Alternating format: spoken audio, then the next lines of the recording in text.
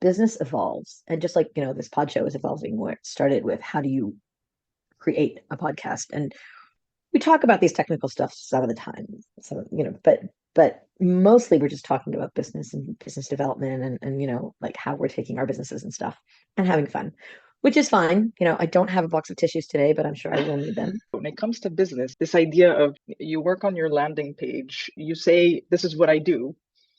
And all of a sudden it feels like, I can't change that. Well, what are they going to think? Well, are they going to think I'm flimsy? Are they going to think I'm, fickle? Are they going to think I'm not serious? And and I'm thinking, I got you because the question is, what website copy, what post are you referring to? In the sense that people don't freaking remember. They just don't remember. Keep going. You evolve, like you said, Irit. And if whatever you put out there doesn't reflect that evolution, then it's never gonna truly express where you're at and what you're doing right now. For both you and for me, and with you, it's been very clear on LinkedIn that business shifts. Business doesn't stay the same and constant all the time. And in life, I think like one of the things that I feel is you're either moving forward or you're moving back. There's no standing in a spot. Like you can't just stand in place because life evolves.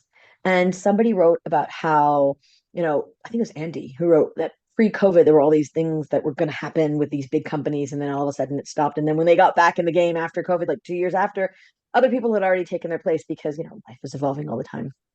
And I see that with your business, where you're taking Raise the Runway with the snippets, the golden snippets and the video interviews, and where you're taking Mavens of Merch. The fact that you created Mavens of Merch, which I think is phenomenal.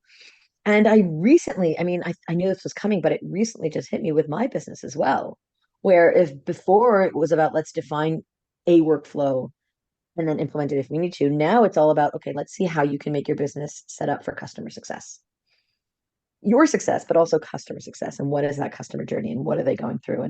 And how can we make that, yes, automated, but also like streamlined and easy for you? One of the things that we should be looking at when we look to work with a different company or hire an employee or in general in life, I think, is that agility, that ability to sort of pivot when you need to. I hate that word, but like move over when you need to, change things around, be flexible enough, building your website, updating your messaging, building systems and automations and workflows. Those are investments. You earn on them a huge ROI. Like there's a huge return on that investment. If you buy a car because you love a car, that car, the second it hits the road, it's depreciated, right? Like the value has gone down by 10%. You haven't even driven it. You just bought it and got the license plates or whatever. You put it on the road, 10% down. If you buy a PC, like my computer, when I installed Windows 11 on it, it got this really annoying bug that sometimes it flickers and whatever. And I've tried so many different solutions, but the computer gets slower and it's not as great as it was when you buy it out of the box. After a few years, you have to improve them. Um, and the return is like, it's great work. Absolutely. There is a return on that investment. So a good computer is an investment to a certain degree, but again, it deprecates over time. A system, a website, as long as your messaging is still on point, whatever, it has long-term value. And that's something that we have to, make that distinction between an expense and an investment. When you give more importance to something, that's when you start using a different word. You use investment or expense depending on the importance you actually give it, right? Which the reason I thought your post was spot on, because it also reminded me of, my days in the corporate world where marketing was clearly a cost center. That's the type of mindset, right? So it's the girl of the flyers, right? Because usually it was women working in marketing, right? In these big international companies, right? So women, of course, attention to detail and all that, it has to be women, right? Well, depending on the man, some men have that as well, but Yeah, yes. yeah, I'm kidding. And so that was clearly a cost center. That was not an investment. Now, if you, for example, because I did sales enablement, I have worked in marketing, but also very much in touch with the salespeople throughout the value chain, up until the distributors and then the actual customers, business customers, and then their customers. So the value chain was very, very, very long. And imagine doing, doing marketing throughout the whole process. That was that was hectic, but any sort of activity that helped salespeople advance opportunities, that was considered an investment. That was given like, okay, we're giving it more importance. And so it sort of taught me how to reframe things, right? Look at what you're trying to do at the end and reverse engineer. I know it's very cliche, but reverse engineer that and see where, if a salesperson, what do they want at the end, right? They want to show the shop owner that this thing is actually working, right? So what do we need?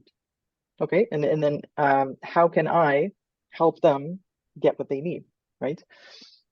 And that's where I'm no longer seen as a cost center. I'm like a partner. I'm like you know, a must, not a nice to Well, have. I think, yeah. So I think, first of all, today marketing is like good marketing makes the sales the closers. And I think Jason Vanna wrote about this the other day. Like if your content is, or your marketing efforts are doing the job right and your product doesn't suck, let's just make that clear.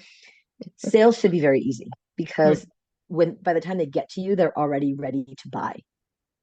The value that we put on something is different, right? And I think we've talked about this. We may have raised this example. My coach gave this example. It's phenomenal. If you go to the supermarket and you want to buy a bottle of water, and that bottle of water costs, $1, and you're like, okay, I can pay $1 for a bottle. I don't know. I don't know what the prices are there. In Israel, it'd be like 2.5 shekels for a six, per bottle for a 6 pack. It's good.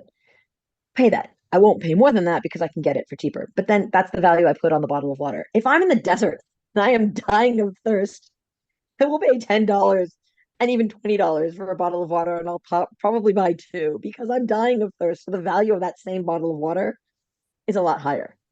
And this ties back to what you talked about before. I don't need that invoicing system yet. I'm fine doing it manually. You don't see the value in it at the moment where you are because you're still in that supermarket stage where, yeah, I can manage with whatever I have. By the time you get to where you're in the desert and you need this desperately, A, it'll probably cost you more in terms of putting implementation because you can't do the research to find the right person to do it for you for cheaper. And two, it'll probably cost you more in terms of your learning curve, the time it will take to implement and to implement right, and then fixing and testing and all that. Because you just need something in place right now. We'll fix it later. And how many people are like that with hires? Oh, we'll hire now because we need someone now and we'll fix it later. We'll rehire later. And the cost of that is really expensive. So I'm a planner and I love planning things. So I know that if I'm growing on a certain trajectory, I'm going to need an employee at a certain stage. And so I'll start planning for that in advance. Oh, in Q4, I'm planning on doing A, B, C, D. So, okay, in Q3, I'll already start setting the wheels in motion for that. I'm working with one of my clients now on not just the launch that we're doing for her now, but also, okay, let's start planning Q1 and Q2 of next year so that we don't get to that stage where we're last minute. So we hired someone now and I'm training them so that I can just let it go. So when we come to Q1, everything contained. For the record, we had the most phenomenal time. But it was such a hectic period that I didn't have a story written out. And he was so, like I didn't want to even bother him with the story because he was so stressed. And I was like, more stress. Get out for a story. And then I was like, I'm not going to post anything. But then as I was walking back, like into where we were, like it was like an hour before Shabbat. So it's like, I don't have any time to engage. It was basically post and ghost. This grasshopper was just sitting there. He was posing for me. He looked at me like this, and I got a clip and I got different angles. Seriously, and my daughter was like, take this photo.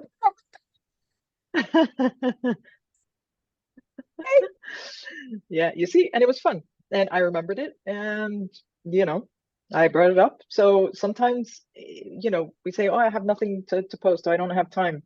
Sometimes just saying that you have nothing to post and of course putting you that layer of, your own personality on it. It's not just, hi, well, I mean, even Nothing to even if post. I Bye. did, yeah, nothing to post by could be, your best post ever, because that would just be hilarious coming from you, right? So it's all, it depends. It was a great opportunity to show that I'm not, a planner on everything. I make mistakes. I don't plan everything to the last second.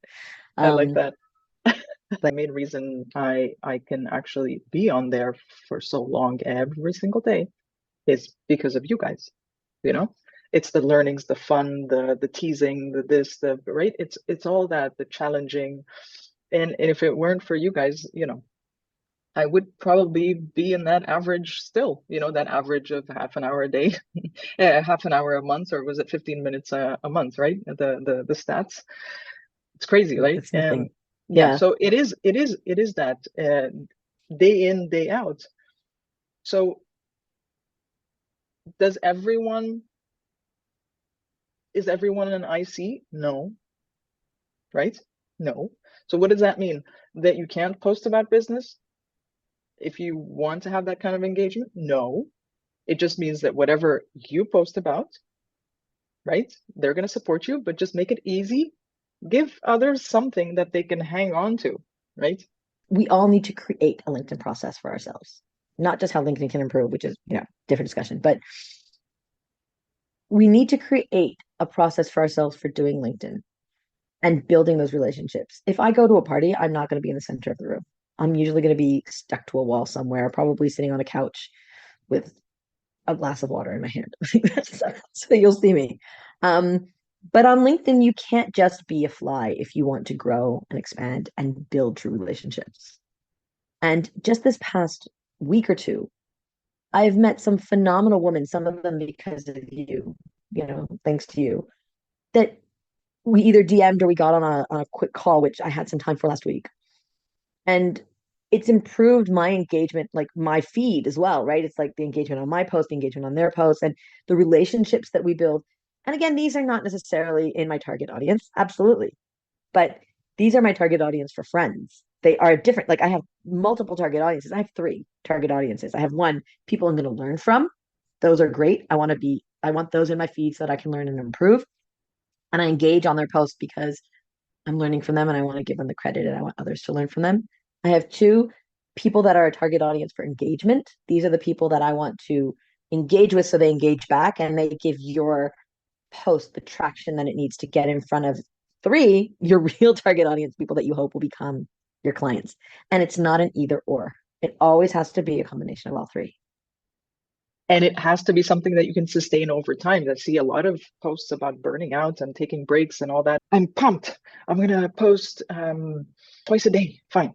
That lasts for 6 days. I'm going to take it up to 3 times a day. Let's go. And then they don't post for 2 days. They feel bad. And then they get back with one, but just like, I just got to do it, right? So I just got to do it. And then it's back up to two again because I found this tool, right? That's going to help me do that. So back up to two and then to three and then boom, burnout.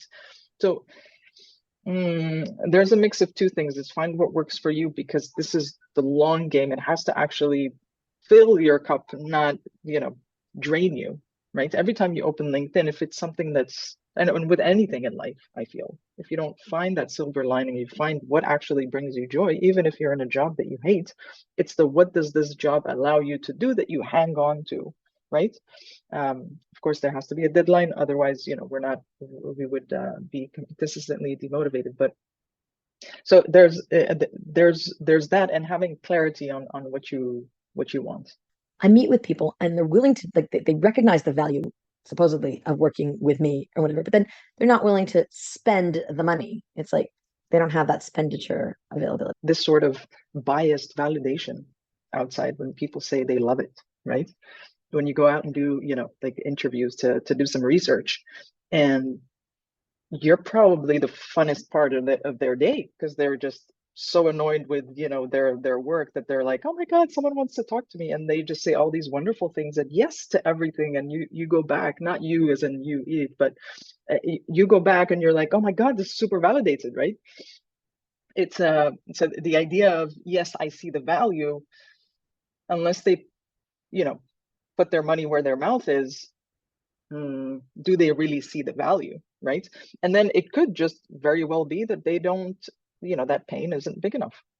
They don't feel it. For example, in my case, and I'll just use my case real quick for with the invoicing, right? Because I'm not drowned in manual invoices, right? Because I have a part that's manual, a part that's through Calendly. So because I'm not drowned, but the day that I am drowned, right?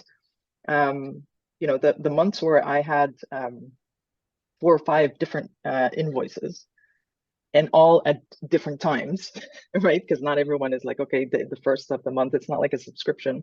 That's not how I have it set up. That was annoying. But then it'll be too late by then. What do I mean by it'll be too late? It won't be too late because you can always put it in place. But if a business wants to scale, assuming a business wants to scale, because not every business does, but assuming a business wants to scale, having a process like that in place before you need it means that you're set up so that when you do need it, you're not drowning. And then what will happen now, in your case, in this example, which is a great one, you don't have the system set up. You know that you'll need it at some point because you're growing. It's inevitable. You'll say, oh, when I'll need it, I'll put it in place. But then you'll have a learning curve of how to use it. You'll have the fixing of, because there are always errors and bugs and like small nuances that, oh, I wish I could do this. And you can, it's just a matter of setting it up. And by the time you need it, if you only start putting it in place then, you're not going to have that, you know, bandwidth to work on fixing it and making it exactly as you wanted. Just make it work. Oh, you know what? I'll just do it on my own. Have it before you need it, not the second after you need it.